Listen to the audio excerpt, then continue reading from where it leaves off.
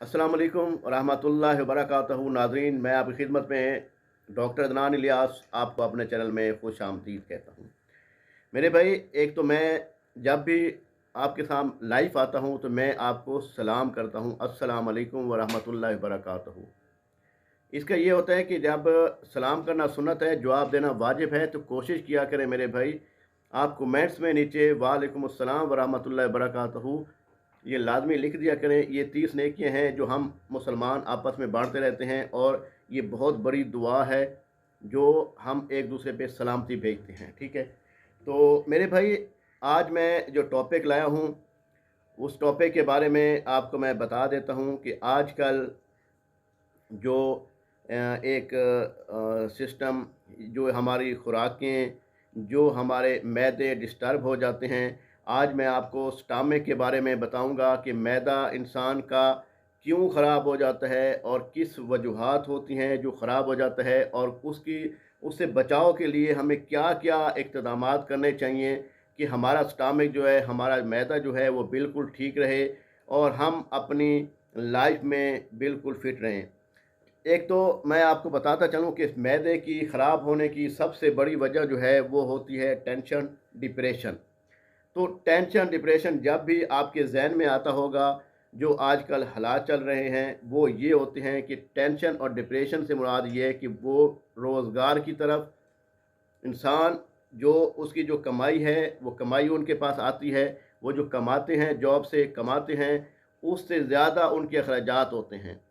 सबसे पहले ये है कि आप जो है अपने अपना घर का जो स्टाइल है, लाइफ स्टाइल है, उसको चेंज करें। चेंज से मुराद ये है कि अपने घर में सब्जियां बनवाएं, घर में गोश्त बनवाएं, घर की चीज़ें बनाकर खाएं। वो आपके लिए बहुत ज़बरदस्त और बहुत हेल्दी फूड, ठीक है। और उसमें देखें कि जो इंसान हेल्दी फूड खाता है, ठीक है, हाइजीनिक खाता है, उसका मैदा ठीक रहता है।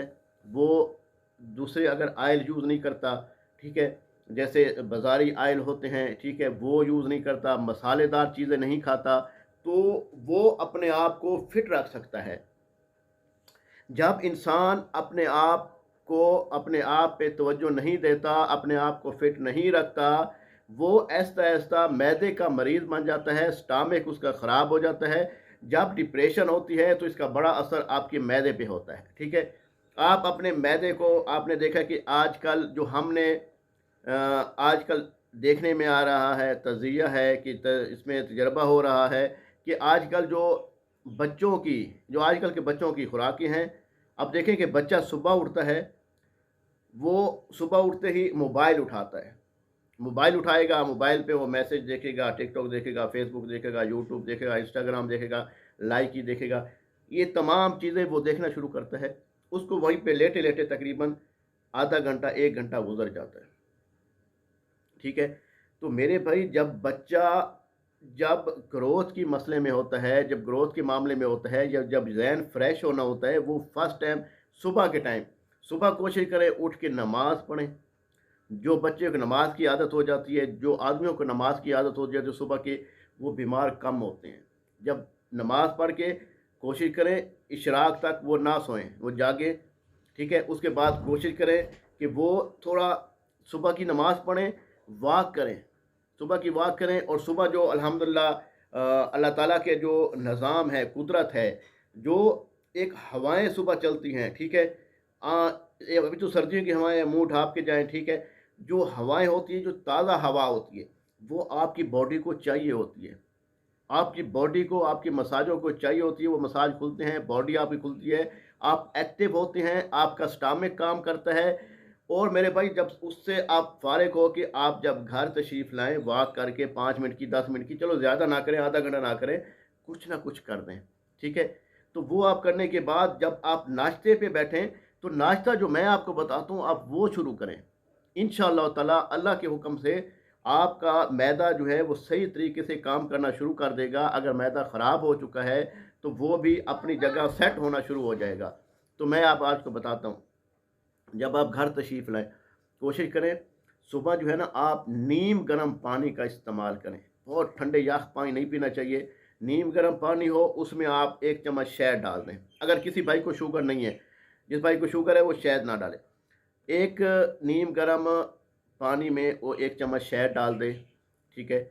सुबह जो है ना वो इस्तेमाल कर सकते हैं, उसको पी ले, आधा कप हो, 1 गिलास हो, जितना वो पी सकता है नीम गर्म उसको पी ले, ठीक है? उसके बाद खजूरें जो हैं वो कम से कम 7 दाने खजूरें खा ले। ये आपके मैदे के में जो फासिक मादे होते हैं उसको भी निकाल देता है, ठीक है? लोग कहते हैं खजूर गर्म होती है, तो खजूर गर्म नहीं होती। खजूर में फुलाद होता है, विटामिन होते हैं, मिनरल होते हैं। विटामिन जो चीज़ें जो हैं वो आपकी सेहत के लिए बहुत ज़बरदस्त चीज़ें हैं। तो उसमें ये देखिए कि जब आप खजूर खाते हैं तो आप में फासिक मादे जो होते हैं वो आपके अखराज हो जाते हैं, पखाने के ज़रिए फासिक मादे आपके जिस्म से ज़ाइल हो जाते हैं, ख़त्म हो जाते हैं, ठीक है? उसके बाद अगर आपने खाना खाना है, 1 रोटी खा लें, उसके साथ दही ले लें, ठीक है? दही उसके साथ अंडा ले लें। ये चीज़ आप इस्तेमाल कर सकते हैं बज़रिया हालाँकि आप अगर सुबह ब्रेड लेते हैं, ठीक है? आप सुबह ऐसी चीज़ लेते हैं जो आपको ताकतवर भी नहीं है, आपकी सिर्फ़ बॉडी को भी ताकत नहीं दे सकती, स्टमक को भी ताकत नहीं देती, तो ये चीज़ें आपने नहीं करनी, कोशिश करनी है, अपनी डाइट बहुत अच्छी रखनी है। हेल्दी डाइट रखेंगे, हाइजीनिक रखेंगे, वो आपके लिए बहुत ज़बरदस्त काम करेगी, ठीक है? उसके बाद आपने जब दोपहर को खाना है, ठीक है, कोशिश करें दोपहर को सलाद यूज़ करें। सलाद में खीरा आजकल है, वो यूज़ करें, चुकंदर यूज़ करें, मूली यूज़ करें, गाजर यूज़ करें, उसके बाद प्याज यूज़ करें। ये ज़बरदस्त आपके लिए, आपकी स्टमक के लिए, आपको एक्टिव रखने के लिए, आपको आपके मैदे को ठीक करने के लिए, बॉडी को सही करने के लिए बहुत ज़बरदस्त चीज़ है जो आप इसका इस्तेमाल करते हैं, जो सलाद में लेते हैं, ठीक है? सलाद में खाना का दोपहर का जो है 1 रोटी खा लें, ज़्यादा ना खाएँ, क्योंकि वो चर्बी पैदा करती है, मोटापा पैदा करता है, ठीक है? उसके बाद आप जब नाइट में आते हैं, रात को मगरिब से कोशिश करें, मगरिब के फ़ौरन बाद या मगरिब से पहले या इशा से पहले-पहले आप खाना खा लें, 1 रोटी खाएँ, ज़्यादा रोटियाँ ना खाएँ। रात को खाना पेट भर के नहीं खाना, ये हमेशा बात याद रखनी है। अगर जो भाई रात का खाना पेट भर के खाता है, फुल हो के खाता है, तो वो बीमार मैदे का ज़रूर होता है, ठीक है? मैदे में जो रात का आजकल खाना शुरू हो गया है, बर्गर हो गया, शवारमा हो गया, कढ़ाइयाँ हो गई, ठीक है? तो उस टाइम कढ़ाइयाँ चल रही होती हैं, बर्गर होते हैं, शवारमे होते हैं, ज़िंगर बर्गर, ये चीज़ें इस्तेमाल करते हैं, वो मैदे को नुकसान देते हैं, मैदे को जाम करके रख देते हैं। तो उससे मैदा आपका बहुत ज़्यादा ख़राब होगा। तो ये भी ना कीजिए कि रात का खाना जो है, वो लाज़मी खाना है, ये भी है। 1 रोटी खाएँ, आधी रोटी खाएँ, खाना लाज़मी है। जो बंदा रात को खाना नहीं खाता, वो उसका मैदा ज़ईफ़ हो जाता है, वो बंदा ज़ईफ़ हो जाता है, कमज़ोर हो जाता है, जल्दी बूढ़ा हो जाता है। तो एक चीज़ आपने ये चीज़ मैंने आपको मुकम्मल डाइट समझा दिया इसमें, आपको मैदा ठीक करने के लिए। अब मैदे में ख़राब होने की वजूहत हैं, हमने खाना खाना है, खाना खाने के फ़ौरन बाद हमने पानी पीना है। ये आप पानी जो है खाने के बाद बिल्कुल छोड़ दें, ठीक है? खाने से पहले आपने पानी पीना है वो पी लें। कोशिश करें आजकल जो मौसम चल रहा है आपके पास नीम गर्म पानी हो थर्मोस वगैरह में या किसी कप में जो बिल्कुल टाइट बंद हो, वो नीम गर्म पानी हो वो आप पिया करें, वो बहुत ज़बरदस्त है, ठीक है? वो खाने से पहले आपने पानी पीना है, खाने के बीच में भी पानी पी सकते हैं, खाने के आखिर में पानी नहीं पीना, नंबर 1, ठीक है? उसके बाद जो उठना है, जैसे आप खाने के लिए पहले उठ रहे हैं, खाना खाने के लिए, तो पहले हाथ धोएँ, लाज़मी हाथ धोएँ, ठीक है? कुली करें, फिर खाना खाएँ, ठीक है? फिर उसके बाद जब खाना ख़त्म हो, फिर जाके जाएँ वॉशरूम में, फिर अपना हाथ धों, हाथ धोने के बाद फिर कुली करें, फिर अपने काम में लगते हैं, नंबर 1, ठीक है? तो उसके बाद ये आपके लिए ज़बरदस्त रहेगा मैदे को ठीक करने के लिए। उसके बाद ये देखिए कि आपने ज़्यादा पेट भर के, ज़्यादा बिल्कुल इतना खा खा के फुल हो जाना, ये वाला काम ना हो। कोशिश करना है बहुत ज़्यादा खाना नहीं खाना कि पेट फुल हो जाए, पेट फटने लग जाए, ये काम नहीं करना, इससे बचना है, ठीक है? उसके बाद मेरे भाई आपको मैं मेडिसिन कुछ बता देता हूँ, जो मैदे के लिए बहुत ज़बरदस्त चीज़ें हैं, होम्योपैथी में भी इसकी ज़बरदस्त इलाज हैं, जो मैदे को ठीक करने के लिए, मैदे की खट्टे ढिकार को, जलन को, उसके बाद जो उल्टी आ जाना खाने के बाद या मैदे में वरम हो जाना, ये तमाम चीज़ें इंशाअल्लाह ताला आपकी स्टमक को ठीक करेंगी और आप बिल्कुल फिट हो जाएँगे। उसमें बहुत सारी दवाइयाँ यूज़ होती हैं, जैसे इसमें आर्सेनिक एल्बम होती है, ठीक है? उसके बाद नक्स वोमिका होती है, उसमें सल्फ़र भी होती है, ठीक है? उसके बाद आपने प्लम्बम भी होती है, ठीक है, लाइकोपोडियम भी होती है, तो ये कार्बोविज भी होती है, ठीक है। बहुत सारी मेडिसिन है जो यूज़ की जाती हैं, लेकिन साइन सिम्पटम के इसके अलग-अलग होते हैं, तो उसके मुताबिक वो यूज़ करेंगे, इस्तेमाल करेंगे तो वो बहुत ज़बरदस्त फ़ायदा देगा। और उसके बाद मैं आपको जो देसी अद्वियात है वो भी आपको बता देता हूँ। आपने घर में जो है ना, आपने सूखा पुदीना लेना है, आपने उसमें अदरक अदरक लेनी है, सूखी अदरक जो होती है वो जिसको सूंठ बोलते हैं, वो आपने लेनी है, ठीक है।